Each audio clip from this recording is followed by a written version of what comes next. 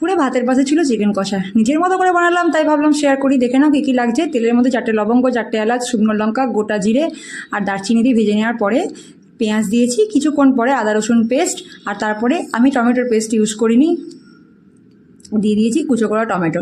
তার সাথে ধনে গুঁড়ো, জিরে গুঁড়ো, হলুদ, কাশ্মীর লঙ্কার গুঁড়ো দিয়ে দিয়েছি। আলু দিয়ে ভালোভাবে কষিয়ে নিয়েছি। ম্যারিনেশন করা চিকেনটা এরপর অ্যাড করেছি, আর তারপরে নুন দিয়েছি। কীভাবে ম্যারিনেশন করেছি জেনে নাও। টক দই, পাতিলেবুর রস, গোলমরিচ, ভিনিগার, নুন, হলুদ, রসুন, আদার পেস্ট, কাশ্মীর লঙ্কা দিয়ে 40 মিনিট মতো ম্যারিনেশনের জন্য রেখে দিয়েছিলাম। আমি কিন্তু এক্সট্রা কোনো জল দিইনি, 15 মিনিট মতো ঢাকা দিয়ে রেখে দিয়েছিলাম। তারপরে কালারটা দেখো কী সুন্দর হয়েছে। তোমরা এখানে লঙ্কার গুঁড়ো দিতেও পারো, নাও দিতে পারো।